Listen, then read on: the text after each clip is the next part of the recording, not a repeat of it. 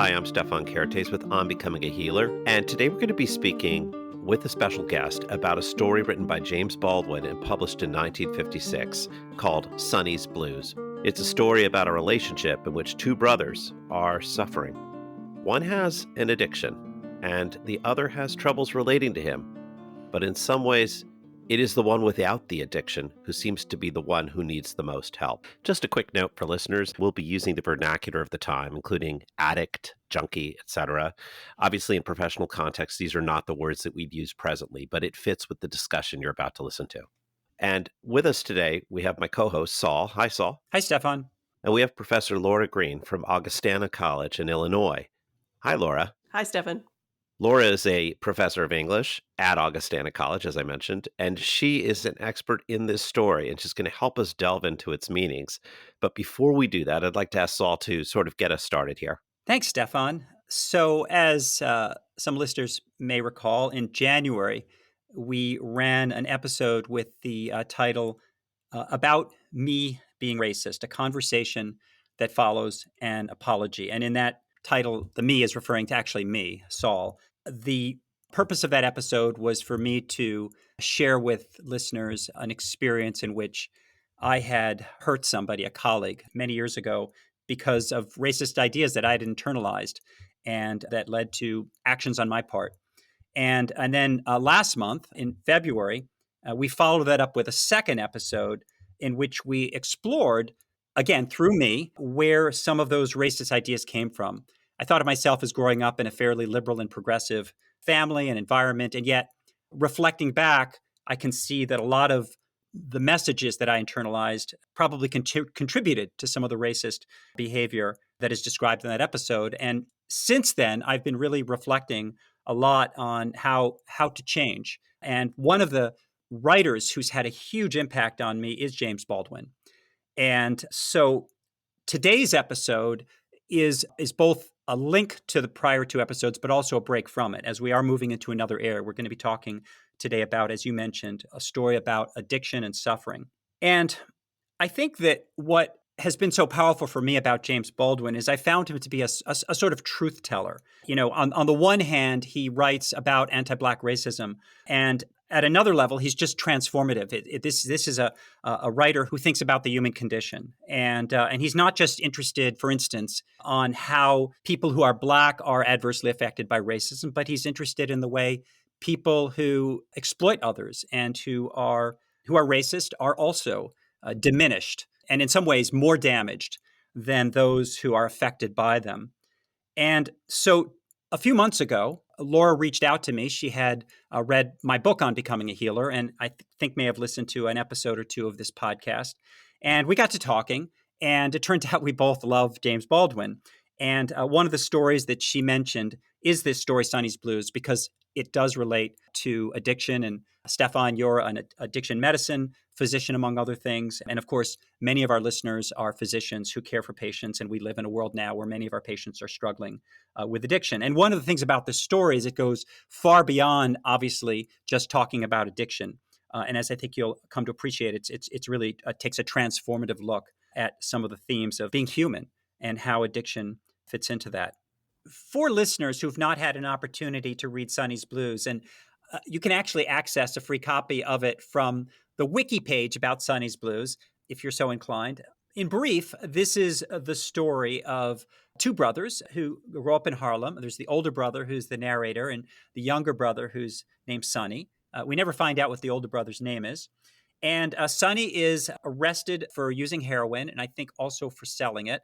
At the very beginning of the story, we find that out through the narrator who is telling the story in the first person. He basically reads about it in a news story. The narrator is an algebra teacher, and he's pretty straight-laced. He's kind of followed the path to, quote, success, and is frustrated with his brother, who seems to have gone off the path, and just wants Sonny to get a real education and a job. And what we learn is that Sonny's an artist, he's a musician, and is seeking a different path to success, one that seems more fraught, more creative, and his brother doesn't get it. And so this is a story of that relationship, and it's a story, as you'll learn, about suffering, about addiction, which is why we thought it might be related to the themes of this podcast, And as we go along, we'll be filling you in on some of the details. So if you haven't read Sonny's Blues, you'll be fine. I think that for those of us who do take care of patients, this is a much needed widening of our lens. And that's why I think it's so valuable, at least for me, to look at a piece of literature like this. We fall back on words like opioid use disorder and evidence-based treatments like buprenorphine and so forth. And of course, those are all important, but we end up with this very narrow lens. And today's conversation, I hope, will be in some way an antidote to that. Before I turn it over, I just wanted to share a quote from Maya Salovitz, who is an opinion writer for the New York Times, who is herself a recovering addict and writes extensively about addiction. And Stefan, I know you know her. And she wrote recently, actually very recently in the New York Times about this topic. And she concluded by saying, quote, "A life worth living in which you feel deeply connected to others, have the tools you need to manage distress, and have a strong sense of purpose is the best defense against addiction." So, for those of you who are healthcare professionals, Sonny's Blues is a reminder of the rich complexity of someone who is dealing with a suffering and addiction. But it's also, I think, an opportunity to reflect on what happens to us as healthcare professionals when we respond to people who are suffering, in this case to our patients, in a way that may not be healing for them and actually not healing for us either. And that's what's explored in, I think, such a nuanced way by James Baldwin. Thanks, Stefan. Thanks, all. So, Laura, welcome to the podcast. Thank you. Glad to be here. Is it true? Did you actually hear a previous episode? Oh, I've heard them all. Oh, wow. Okay. I'm tickled pink. I could dedicate the next hour to what you liked best about our prior episodes, but I guess I should ask, more importantly, to today's subject. Can you share with us, from your perspective as an English professor, an English literature lover, what drew you to this story by James Baldwin? Well, it seems to me one of the most profound stories about human suffering that I've ever read, right up there with King Lear, I think, honestly, in trying to take on that complicated, enormously important subject. So not only does it sort of look at suffering and the problem of suffering, but it looks at different ways that people use to cope with suffering, one of which is addiction, but that's not the only way. Hmm. And it seems to me to be a relationship about, one brother who's an addict, another brother who isn't, and the brother who isn't is in some ways trying to care for the addict, Sonny, but at least initially he cares for him badly. He abandons him, he judges him, he disapproves of him. And the more I thought about the narrator, the more I saw some parallels to some of the dysfunctional behaviors that Saul talks about in his book. So this narrator he's overwhelmed, he's sort of disenchanted with his life, he's deeply wounded himself, and that reminded me in some ways of a kind of burned out doctor. But what's particularly interesting for me is he's somebody who is trying hard to grow. And it turns out that he needs his brother's help to do that. And he comes to realize that. So it seemed to me that for a podcast like this about trying to learn how to become a healer, that is the quest of this story, I think. Right. And I'll do a tiny bit of scene setting.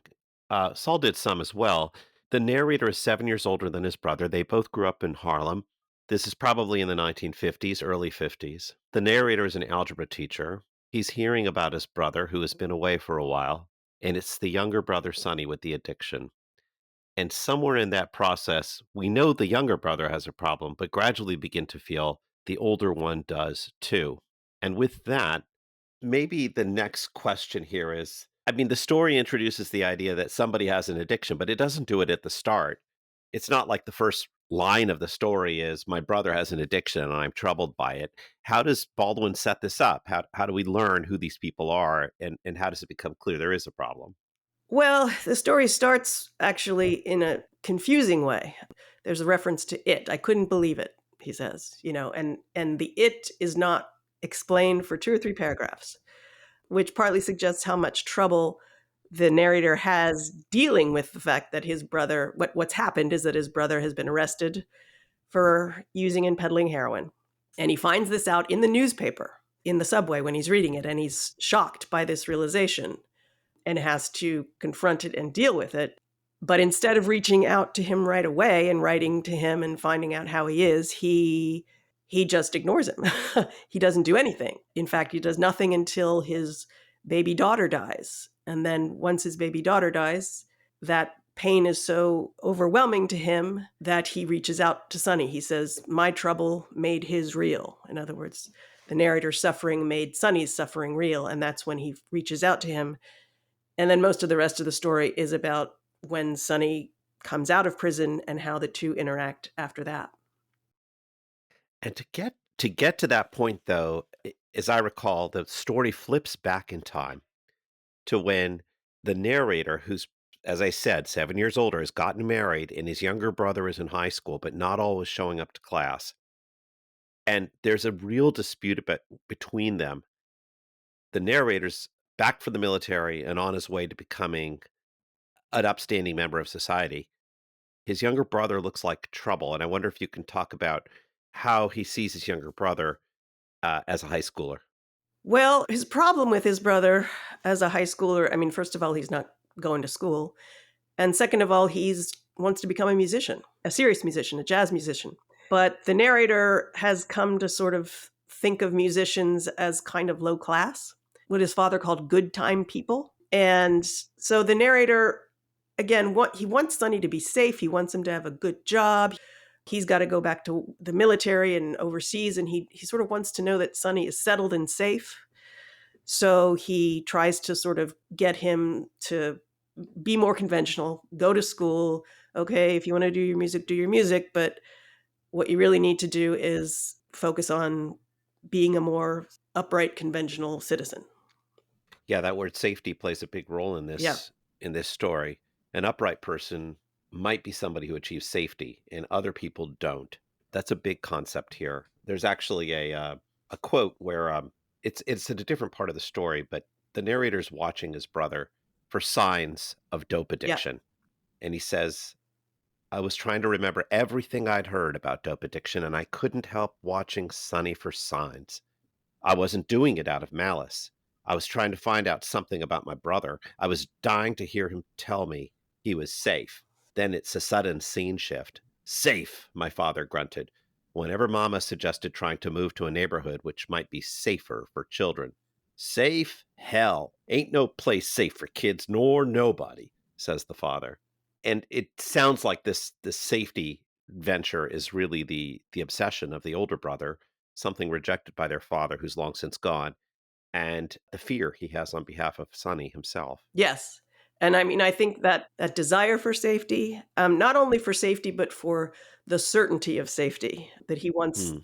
he wants a sort of guarantee that his brother will be safe now and forever. And of course, he's not going to get that guarantee. No, none of us get that guarantee. But that does strongly motivate his behavior. And it turns out to be what gets in his way rather than what helps Sonny. Does this story by Baldwin tell us why Sonny developed addiction, or why he developed addiction? Almost the wrong question. It's not necessarily the wrong question. I mean, I think it's just that it's not only about addiction. I mean, as I sort of said before, it's a story about human suffering. And certainly as boys growing up in Harlem, both the narrator and Sonny saw a lot of suffering. The narrator talks about how rageful they were, bumping their heads against the low ceiling of possibilities that the white world gave to them. And the narrator himself actually has sort of twisted himself into kind of pretzel, trying to be the sort of good, respectable Black man who adopts all of the white man's values and characteristics. And that's its own kind of injury. I think the story is mostly about how people find different ways to cope with that suffering. There is a kind of indictment of Harlem in the 1940s and Oh, yes. 50s that is written into this story. And I was wondering if you could read a quote, because it may sound a little abstract. I was texting with Saul before this episode that there is a famous economist who is Black who speaks of Harlem as being quite a nice place in the late 40s and early 50s. But that's not James Baldwin's Harlem. And there are a couple quotes that really stand out about that. The killing streets of our childhood. Is there anyone you could share with us? Yeah. That the killing streets of their childhood. I'll start with a few sentences before that. But this is This description takes place when Sonny has just gotten out of jail, and he and his brother are in a cab riding up Central Park into Harlem and looking out at what they see. And this is what he writes. This is the narrator speaking. So we drove along between the green of the park and the stony, lifeless elegance of hotels and apartment buildings toward the vivid, killing streets of our childhood. These streets hadn't changed, though the housing projects jutted up out of them now like rocks in the middle of a boiling sea. Most of the houses in which we had grown up had vanished, but houses exactly like the houses of our past yet dominated the landscape. Boys exactly like the boys we once had been found themselves smothering in these houses, came down into the streets for light and air, and found themselves encircled by disaster. Some escaped the trap, most didn't. Those who got out always left something of themselves behind, as some animals amputate a leg or leave it in the trap. It might be said, perhaps, that I'd escaped. After all, I was a schoolteacher. Or that Sonny had. He hadn't lived in Harlem for years. Yet as the cab moved uptown through the streets which seemed, with a rush, to darken with dark people, and as I covertly studied Sonny's face, it came to me that what we were both seeking through our separate cab windows was that part of ourselves which had been left behind. I think it's a kind of wonderful and awful description of what life was like for them in Harlem, this sense of trying to get out of the housing projects they're in or the homes they're in, coming out for air, but feeling once they get out, they are surrounded, encircled by disaster, he says. So first of all, there's just this omnipresent sense of menace from all sides. And then that way that he describes what happens as a result of that, that even if you escape the trap, you've been forced to gnaw off a limb, to self-amputate a limb to get out of there. So you've had to mutilate yourself, even to escape the terrible circumstances here. And I think their suffering in Harlem is layered over with the experiences of their parents and their grandparents in this story. So they didn't just discover a difficult Harlem in the late 1940s and early 1950s. There's a history of suffering that trails back behind them that they are aware of at all times. There's another passage where there's a description. I mean, you could choose any one you like, but there are some passages that refer to their parents' history. I wonder if there's any you found particularly persuasive there. Yeah, what the narrator describes here is a sort of regular Sunday afternoon after church where all the grown-ups have gathered around. They're sitting in the living room. They're looking out the window, watching the sun go down. And the children are sort of there, but the grown-ups have forgotten that they're there, and they're talking with each other. And so this is the passage in which the narrator describes that situation. He says, "For a moment, nobody's talking, but every face looks darkening like the sky outside. And my mother rocks a little from the waist, and my father's eyes are closed. Everyone is looking at something a child can't see. For a minute, they've forgotten the children. Maybe a kid is lying on the rug, half asleep. Maybe somebody's got a kid in his lap and is absentmindedly stroking the kid's head. Maybe there's a kid, quiet and big-eyed, curled up in a big chair in the corner. The silence, the darkness coming, and the darkness in the faces frightens the child obscurely. He hopes that the hand which strokes his forehead will never stop, will never die. He hopes that there will never come a time when the old folks won't be sitting around the living room, talking about where they've come from and what they've seen and what's happened to them and their kinfolk. But something deep and watchful in the child knows that this is bound to end, is already ending. In a moment, someone will get up and turn on the light. Then the old folks will remember the children, and they won't talk anymore that day. And when the light fills the room, the child is filled with darkness. He knows that every time this happens, he's moved just a little closer to that darkness outside. The darkness outside is what the old folks have been talking about. It's what they've come from. It's what they endure. The child knows that they won't talk anymore because if he knows too much about what's happened to them, he'll know too much, too soon, about what's going to happen to him. I think that one story that haunted me is when the narrator and his mom talk before she dies, and she describes an incident that he was unaware of in which his father, many years ago, before they were born, had been out one night with his father's brother, in other words, the narrator's uncle, and something awful, really, really awful happens in which they're just having a fun time out at night. And a group of young white men in a car come and essentially run the boy over and kill him. And there's this horrid aftermath where the narrator's dad, who at the time is a teenager, is standing alone on a dark night on an empty road with his suddenly dead brother. And the narrator was unaware that this had ever happened until his mom shared the story with him. And this was after their dad had died. And it's so impactful because it gives you the sense of intergenerational trauma. I think you see that all of a sudden it becomes clear, I think to the narrator perhaps, that there was something about his dad that he'd never really understood. His dad always came across as very strong. And what his mom tells him is that his dad would frequently cry in her arms when the kids were not around, and that she basically held him together all the while that he was alive. And he hid this. He hid this and had a sort of tough exterior, but he was grieving and shattered at this experience of losing his brother who was murdered. And basically it completely changed the way he thought about white people and created a sort of bitterness in him. And I think just hearing that story puts in perspective what Laura just read, which is that behind all of this sort of quiet conversation is that sort of ominous backdrop that this murder is just an example of. I agree, and I think it's also important to note that the folks talking around on Sunday afternoon get strength from each other in sharing and describing their own suffering. And that's partly why the boy or the child still wants them to keep talking. And it's interesting to me that the child is most distressed when they stop talking about what's Uh, really going to happen. And I think it's also interesting that I believe it's the mother who won't let father tell the boys about what happened to his brother, Sonny's uncle. And again, in an attempt to try to protect them from the terrible world that they are inheriting. But I don't think the story presents that as a great alternative. These boys need to know about that brother, and knowing about him would have given them more insight, I think, into their own father and the future that they have, and maybe given them a different perspective on how to deal with it.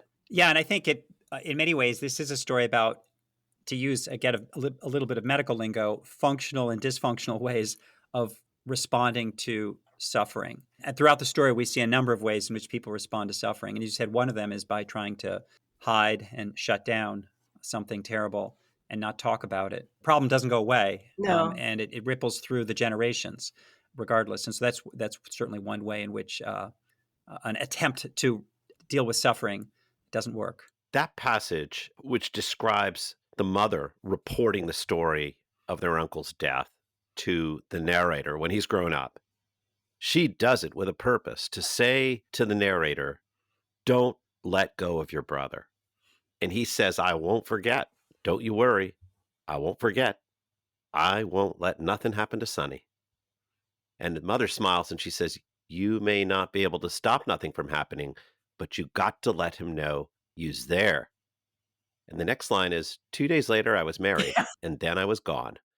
I mean, like, it's a very powerful transition. And then I was gone, which is the exact opposite of what the mother wants. And it sort of sets up the problem between the narrator and his brother as he's on his way out and his brother's on his way to becoming a musician. I wondered, Laura, if you can introduce to us, why does this draw such disapproval from the narrator in this story? If somebody says to me, I want to be an artist, I might say, how are you going to make a living at that? That's a question, but it seems to draw up something even stronger than that from the older brother in this story. What's going on between these brothers? Well, one thing that Sonny's music does, the kind of music that he's interested in, which is bebop jazz, that kind of jazz is much more powerfully associated with civil rights movement, with pushing back against assimilationism of being like white people. And the narrator several times refers to that kind of music as sounding disordered and weird. And it's pretty clear that the narrator is really stuck on this idea of, look, I'm going to keep myself safe and my family safe if I just play by the rules that the white people lay out for me. And he tries very hard to get Sonny to play by those rules. So when the narrator is talking with Sonny about what he's going to do and how he's going to become a musician, and he says, "Well, can you make a living at it?" And Sonny responds, "Well, yeah, sure, I can make a living at it. But what I don't seem to be able to make you understand is that it's the only thing I want to do." And then here comes the narrator trying to push Sonny down to the level of the low ceiling of his possibilities. He says, "Well, Sonny," I said gently, "people can't always exactly do what they want to do." And then here's Sonny's response. "No, I don't know that," said Sonny, surprising me. "I think people ought to do what they want to do. Else, what are they alive for?" So here is Sonny just pushing back very hard on his brother's kind of conventional behavior, his attempt to sort of keep him safe by doing something utterly conventional. And Sonny just is not having it. Does Sonny suffer for Sonny's choice, in your view? I mean, this is a story about suffering. We say that up Yeah. front. What's the suffering in Sonny? Well, it's the same suffering as his brother, as his parents. I mean, he's growing up in Harlem. He's living under the strictures of anti-Black racism. I mean, I don't think his suffering is that different. What is different is his response to it, which is that he wants to push back against it partly and demand that he should have a better life, that he should be able to do what he wants to do, because that's what makes you alive. Well, they have a similar grounds for suffering at the beginning. It's their Right, families, it's Harlem, it's right, what's been before. Sonny's response right. somehow involves leaving jazz and heroin.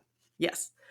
The narrator's response is teaching algebra. Yeah, yeah. Well, that's how they are so profoundly different. I mean, that the brother is trying very hard to live the life that white people tell him to live, and Sonny is simply not interested in that and won't give up. I think Sonny knows he has a gift, and that gift will not stay inside him, and he doesn't want it to.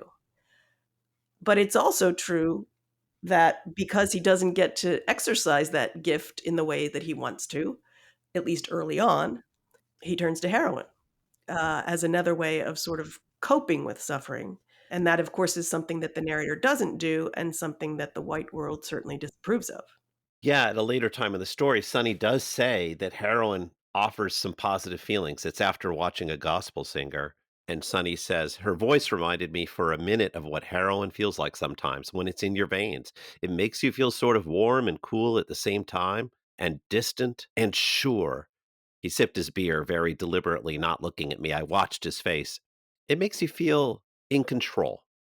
Sometimes you've got to have that feeling, in control. Yeah. The brothers fail, or at least the narrator. I mean, this story ostensibly is about Sonny, who has the blues. Sonny has a problem, but you've pointed this out that in a lot of ways, it's the older brother, the narrator, whose name is never said, who seems to have the problem. He can't connect. Tell us more about the shortfall in the narrator. Well, it's his way of coping that's quite different from Sonny's, which is partly to be assimilationist, but also to sort of deny and distance himself from suffering, to try to avoid it, to try to get away from it, imagine that it's not there. And that turns out to be a pretty lousy way of coping. And what it does is it makes him forget or violate the promise that he's made to his mother, which is to stay with Sonny. And she's quite clear that, look, you're not going to be able to stop bad things from happening to him. But what you can do is be there with him when he suffers. And the narrator is so disabled by suffering and so frightened of it that he instead avoids it. So when he tells us at the very beginning of the story what it's like learning about Sonny's arrest, he says, "I couldn't believe it. But what I mean is that I couldn't find any room for it anywhere inside me. I had kept it outside me for a long time. I hadn't wanted to know." And so he's quite clear there that this is a deliberate strategy. I hadn't wanted to know. He says, "I'd had suspicions, but I kept putting them away. I hadn't wanted to know." So that coping mechanism of denial is actually what harms him. It harms Sonny. It keeps him away from Sonny. It makes him break the promise that he made to his mother. So in its own way, it is as damaging to the narrator and to his relationship with Sonny as Sonny's addiction is. The word listen Yeah. or hear is repeated countless times, mostly about not listening and not hearing for at least the first three quarters of the story. At the very end, there is some listening and some hearing. Is there any observations you have about listening? Well, it seems to me that listening is the opposite of denial. It's the opposite of holding yourself distant from and away from somebody. And again, this made me think of the kinds of things that Saul talks about in his book, in particular, the need to engage with somebody, the need to sort of shut off or shut down judgmentalism so that you can open up curiosity. And listening is about the first step in doing that.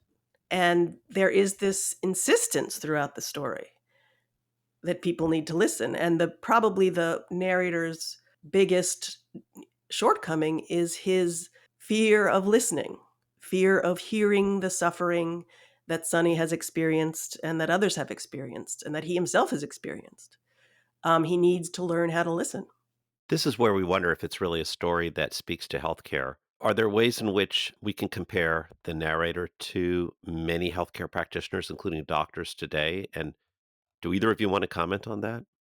Well, I'm struck by a comment that the narrator makes when he's actually at the school with his kids, because he's an algebra teacher, and you could argue, oh, what a noble profession. He's come up out of Harlem, he's gotten an education, and now he's there to be a teacher. What that sounds extremely meaningful, but that's not what he conveys about the experience of being a teacher. Instead, he describes how he and his fellow teachers are kind of burned out and detached from these kids, and he describes how these kids kind of show up with a certain joy in life when they're young, and how that recedes quickly, and how the creativity is kind of something that fades and that they lose, and their fun laughter turns into something that's more that becomes angry. And at one point he says, I stood up and walked over to the window. This is when he's at school, and looked down into the courtyard. It was the beginning of the spring, and the sap was rising in the boys. A teacher passed through them every now and then, quickly, as though he or she couldn't wait to get out of that courtyard, to get those boys out of their sight and off their minds. That's detachment and burnout. And so I think Baldwin is not telling us that this narrator, who, and again, I think it's so interesting that he never tells us his name. He never gives him a name. In fact, Sonny always refers to him just as brother. So there's a clear message to the reader that this person is nameless. He's an algebra teacher. He narrates the story. He's burned out. He has trouble relating to his brother, although he cares a lot about him. And perhaps he's the central figure in this story about suffering. Although it's interesting because Sonny's supposed to be the central figure. But I think one of the things that Laura's saying is maybe Baldwin's telling us that actually, as they say, physician, heal thyself, right? There's that message that we've all heard. And of course, this algebra teacher is not a physician, but I think that those who have read quite a bit of Baldwin know that Baldwin often wrote his stories in such a way so that he would have characters that would be, quote, relatable to white people. So someone like the narrator serves multiple purposes in this story. But I think one of those purposes is to be sort of relatable to, quote, white people, to be a sort of model black man, right, who does all the right things and comes up, but not all as well. I think that's to some degree evocative of what happens to people who become physicians, for instance, who go through a system. And of course, they're at a very different place in the hierarchy. They're far more detached than this narrator is from his brother. The narrator's much closer because he quote unquote loves him. It's his brother. And yet, despite the fact that he's so much closer, it ain't going very well. The relationship between them has many of the dysfunctional elements of a doctor-patient relationship, in the sense that this algebra teacher just keeps not asking questions, making assumptions, wanting Sonny to just get over it and follow a certain path. And that's unfortunately what so many of us do as well. And I think that's where this story starts to have some lessons for us, for those of us who take care of people who are suffering. What do you think, Laura? I agree. I mean, I think that immediately after the narrator learns that Sonny has been arrested, he runs into this junkie friend of Sonny's. And the junkie friend of Sonny's says, So what are you going to do? about Sonny. And the narrator's response strikes me as the kind of response that a frustrated doctor might make, which is, I'm not sure I'm going to do anything. Anyway, what the hell can I do? As though it's not his problem. This is somebody behaving badly, making bad choices, showing weak character. What the hell can I do, right? And what's interesting here is that the junkie figure is trying to suggest to the narrator that he has responsibility here. And the narrator tries very hard to push that responsibility away. And in fact, the junkie takes more responsibility. He worries that he's the one who originally told Sonny that heroin feels good. And he was worried, oh, maybe I got him addicted because I told him that. So in this way, the junkie is more connected to Sonny, more willing to feel responsible for him than his own brother is. And then there's another passage where Sonny essentially turns to his brother. This is when the brother's making some progress. He's trying to get better. But the narrator is still trying to sort of force Sonny into this narrow category, this narrow path. And Sonny's talking about suffering and how sometimes heroin makes you feel sure and certain in the way that you read about, Stefan. And so then the narrator comes in and says, there's no way not to suffer, is there, Sonny? Sort of like the authority figure who's like, well, we all have to suffer, And Sonny's response is just amazing. He says, I believe not, he said and smiled. But that's never stopped anyone from trying, has it? I realized with this mocking look that there stood between us forever, beyond the power of time and forgiveness, the fact that I had held silence so long when he had needed human speech to help him.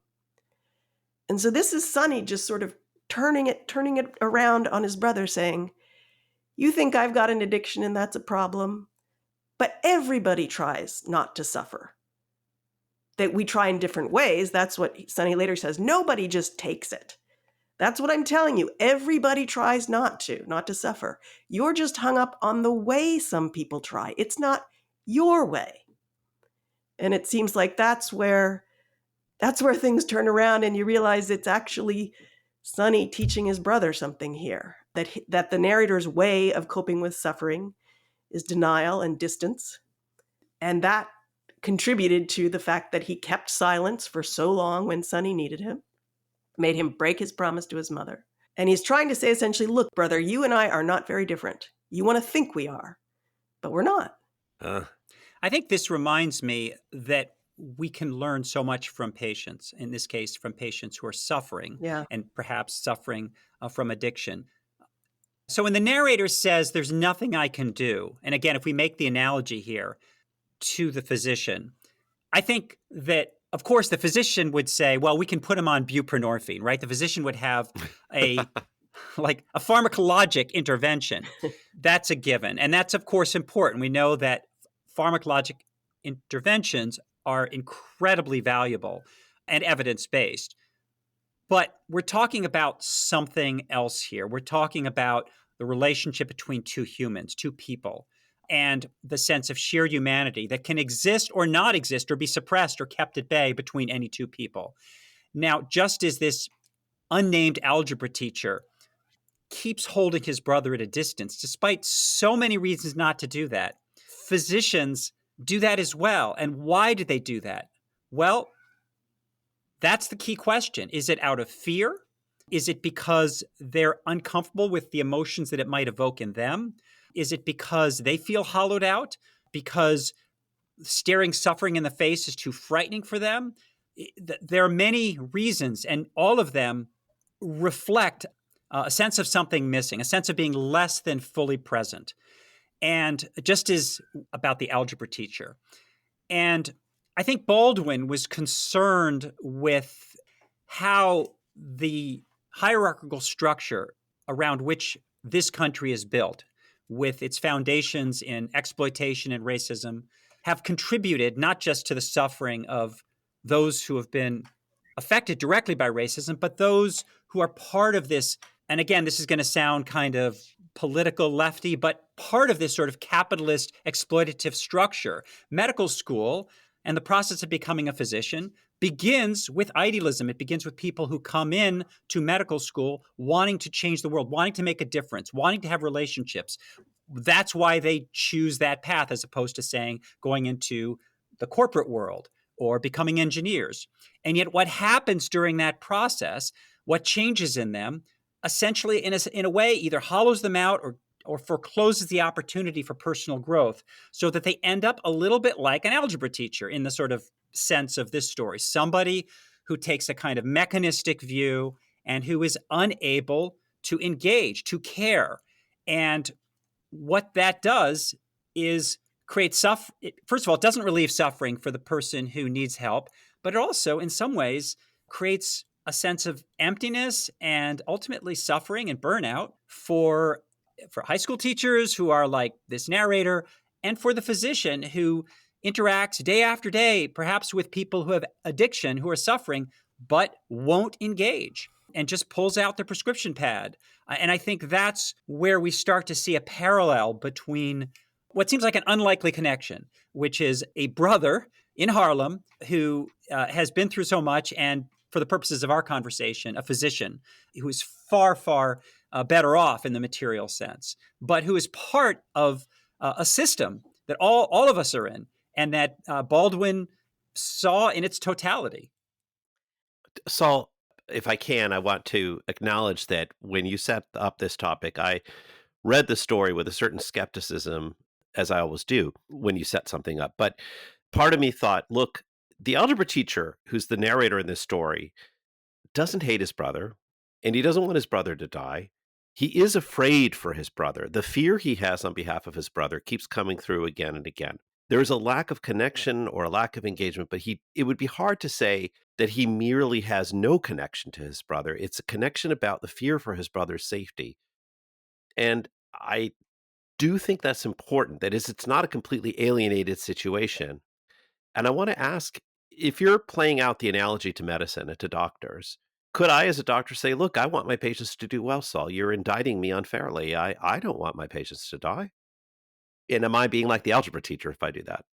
Yeah, I think that what's telling in this story is that, as I mentioned before, even though the algebra teacher loves his brother and is so much closer than, say, any physician would be with any patient, or almost any physician with almost any patient, we still end up with this failure to engage. And I think that the message, at least for me, is that there's a failure to engage when we sit with a patient who is suffering, who has addiction, and we are not opening ourselves to say, gosh, you seem to be having a really, really difficult time.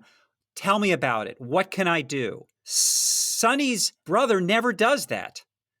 He doesn't do that. And that's what's missing. It's what's missing between the algebra teacher and the student, and it's what's missing between the physician and the patient when there's a failure to engage. And I think that, to me, is where the parallel lies. And I actually think that fear drives that kind of disengagement. Absolutely. It's not that doctors don't care about their patients, but I think especially, I mean, I haven't been through medical school, but I think especially when you go through that experience, you tend to sort of shut down and protect yourself in an attempt to keep yourself safe. And then I think there's a tendency, at least that some of the doctors I've spoken to, of sort of thinking, well, sickness happens to other people.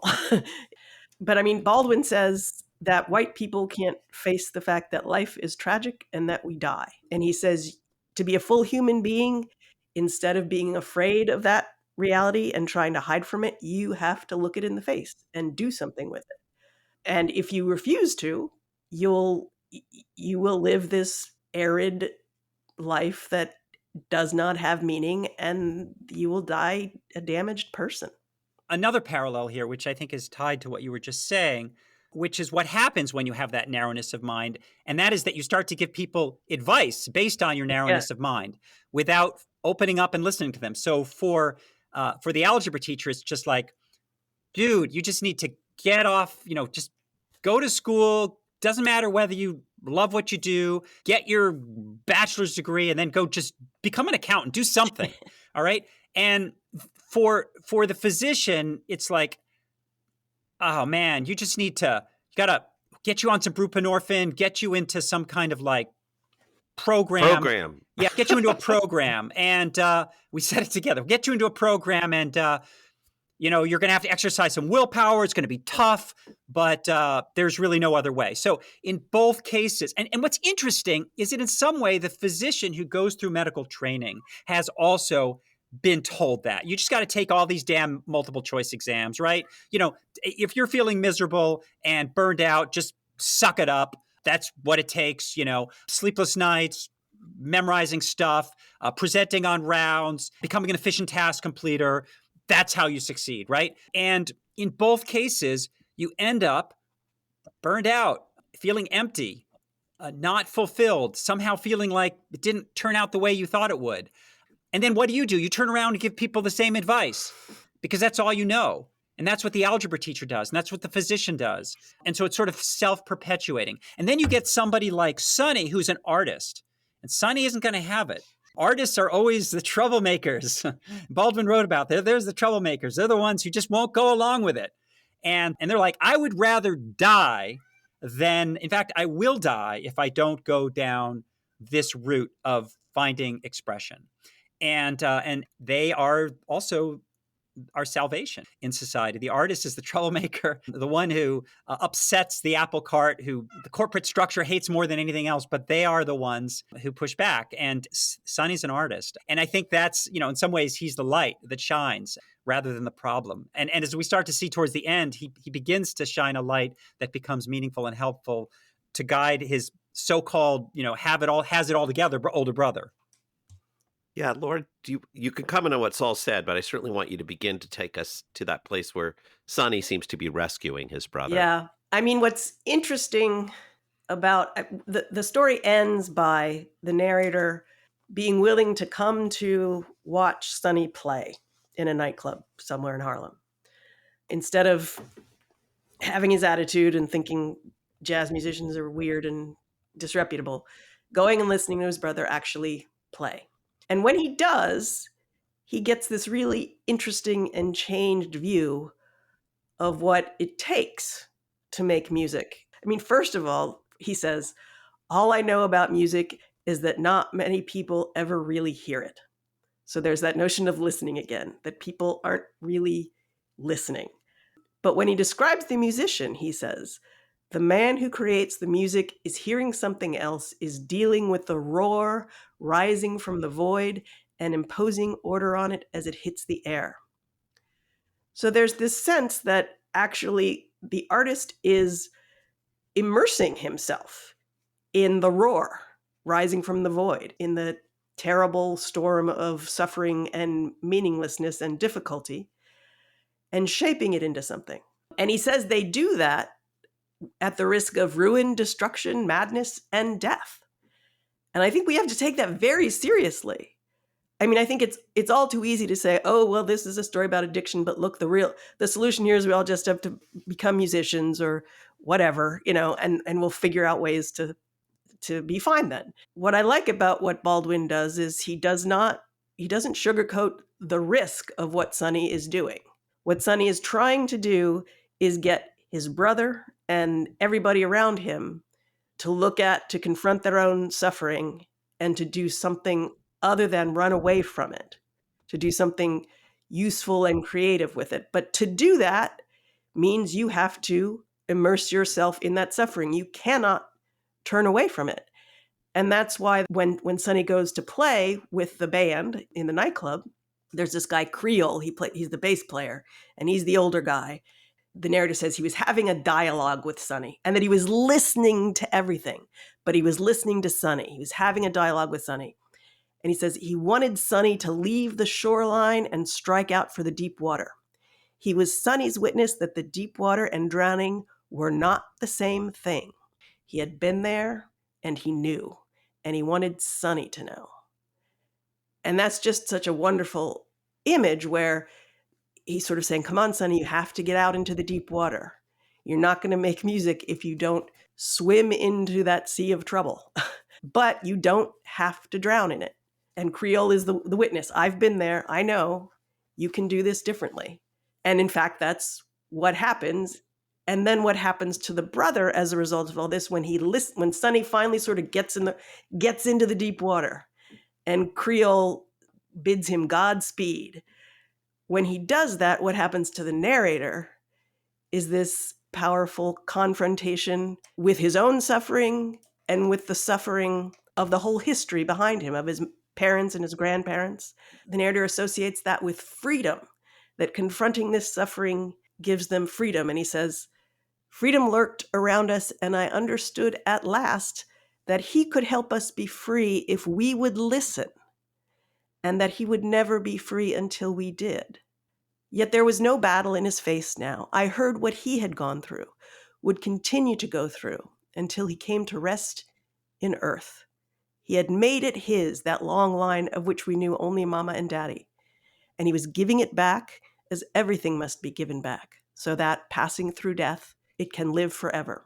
I saw my mother's face again, and felt for the first time how the stones of the road she had walked on must have bruised her feet.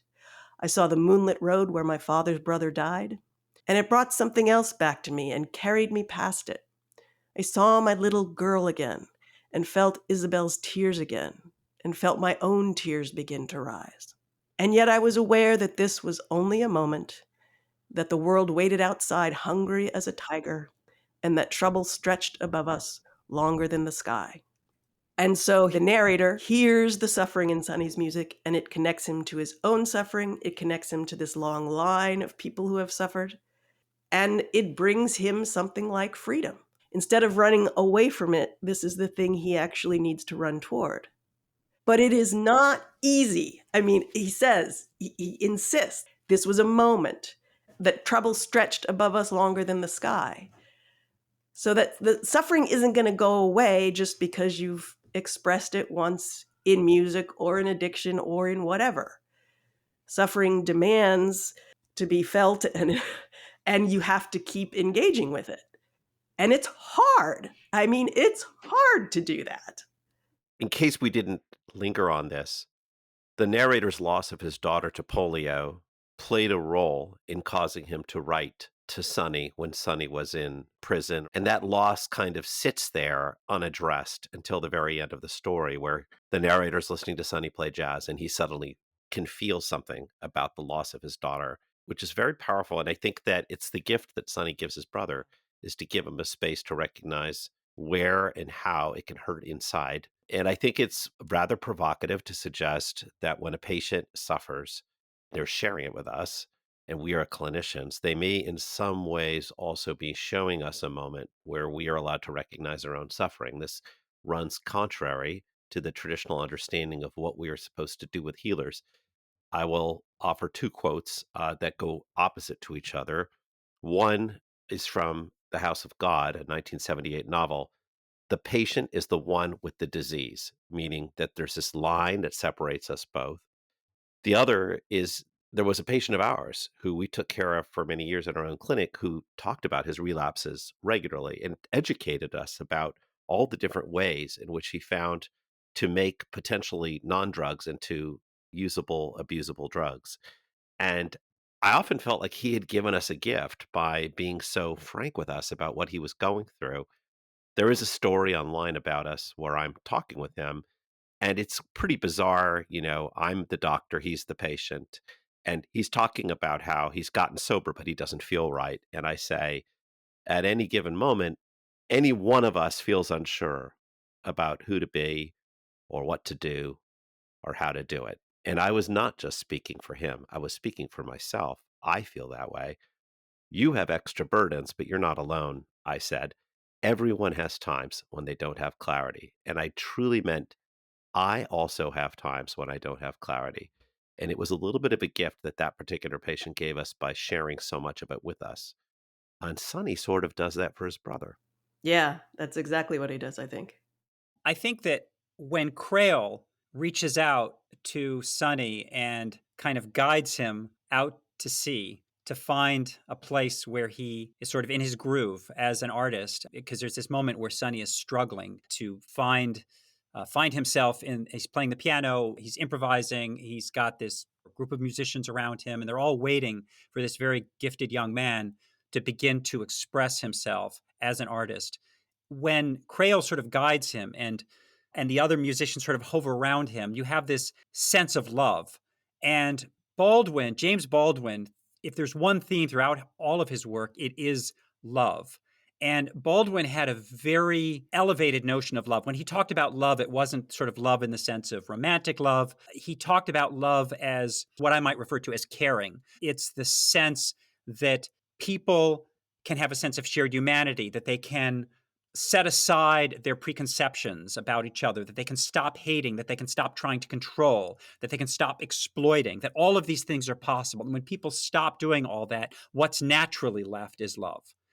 Love is not hard in the sense that you have to work for it. It's what you have to remove in order to be left with love. And I think that as physicians, and perhaps as other healthcare professionals, we go through this process, which, well, and to some degree, it begins well before we get to medical school, but we go through this process where we become increasingly detached, and I say task focused. And what is missing is that sense of caring. My book on becoming a healer has the subtitle "From Patient Care to Caring About Your Patients," and I think the patient care part of it is sort of this kind of knee-jerk, oh yeah, I do patient care. It's just paying lip service to the word care. Care's in there. But caring about someone is fundamentally human. And I think it's love. If you're fearful of somebody, if you judge them, all of those things are going to get in the way and make it impossible to love or to care about a person. And our narrator is doing all those things for most of the story, but what breaks him out of it, as you said, Stefan, is when his daughter dies, his young daughter. He's ripped apart. And even then, he tries to contain it. But it does lead him to reach out to Sonny initially. But then again, he sort of represses it. But then when he's in the space where Sonny is playing music and is expressing whatever it is that Sonny is trying to say through his art, that's when the narrator is able to begin to grieve and to heal. And I think what you're saying, Stefan, is that physicians can heal as well if they're open to the humanity of the people they care for. And that's such a challenge, not only because of the way we're trained, which is to not do that, but also because we have these issues with boundaries. This fear that, if I open up, then I'll completely fall apart. I won't be professional anymore.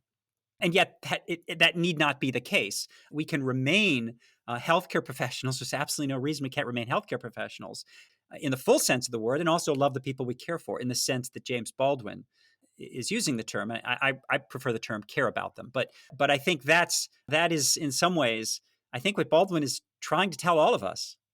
Yeah, that certainly resonates for me. Laura, do you have any final comment that you think is a lesson for our listeners, whether they are healthcare providers or not, about what happens here in James Baldwin's telling? Well, I think in helping us understand what's going on with Sonny and with the narrator here, I mean, one thing is this repeated emphasis on suffering, and that something like addiction occurs in a context of suffering usually, and that if we don't acquaint ourselves with that, if we're not willing to sort of swim into the deep water with the patient, you may not be able to help them or help them as well as you could. And I would say too that you don't have to be a superb jazz musician to convey that suffering. You can be in an emergency room with a doctor telling them how you suffer if the doctor knows how to ask those questions and will listen to your answers. I was thinking of the subtitle of your other book, Saul, which is Listening for What Matters. Or is that the main title? I forget. It's Listening for What Matters, Avoiding Contextual Errors in Healthcare. And the concept of context is that everybody comes to the table with a story. Right. In the case of Sonny, there's a story. And in the case of every human being, there's a story. And I think that love is when you want to know people's story and you care about their story. I think that's what Baldwin is saying in his message. And it makes me think too of of Eric Cassell, who wrote The Nature of Suffering and the Goals of Medicine, where he says, I think this is a quotation, that medicine has too narrow a notion of its calling, and too narrow in the sense that it assumes that it that you need to treat only disease and pain, and that suffering is not in your domain. It's not the thing you have to deal with. And it seems like if you want to treat all kinds of difficulty, mental health difficulty, including addiction, you need to be able to confront the suffering of your patients. You need not to be too afraid to do that. I think a key point here is that this is healing for the physician as well. Yes. This is not extra work. It's actually extra work. It's mental energy to hold a human at a distance, to not face their suffering, to just go on autopilot and be task focused. It's draining. And I think that so often physicians are taught, oh, if you connect with your patient, if you open yourself to them, it's going to be unbearable. And I think it's actually the other way around. I think it's unbearable not to. And I think that that's what we see with the narrator, that it is unbearable to keep his young brother at such a distance. And he's only able to begin to heal when he stops doing that. And again, when you get to this whole idea of love, Baldwin isn't saying that, yeah, in addition to prescribing buprenorphine, you have to put all this extra effort in to confronting suffering and trying to love your patients. That's not what he's saying. What he's saying, and again, this is a metaphor, it's in addition to giving them buprenorphine, you need to stop judging them, stop making assumptions about them, stop focusing just on narrow task completion, and open yourself up to the fact that you are with a real person and find out what's going on with them, show them some love, care about them, and that is the best thing you can do for yourself, in addition to being humane and helpful and meaningful and healing for a person who has come to you with their suffering. Well, thank you so much, Laura and Saul. I only wish that we could interview James Baldwin now to find out if he would agree with everything we said, but I really appreciate your investment, time, and warmth in reflecting on this episode. Thank you so much. Thank you. We hope you've enjoyed this latest episode of On Becoming a Healer. If you have and you haven't already subscribed, please consider doing so now. Also, please rate us on the Apple Podcast app, as it will help others find us. And if you have a few moments, leave a review. In addition, if you'd like to make a comment about this episode, we'd love to hear from you. There are a couple ways to do that. If you're using the Apple Podcast app, then just open the episode website link and enter your comment there. Or you can directly go to the website contextualizingcare.org, select the podcast tab, and then scroll down and click on the episode. There you'll find the same comment box. Finally, you can always reach us at onbecomingahealer@gmail.com.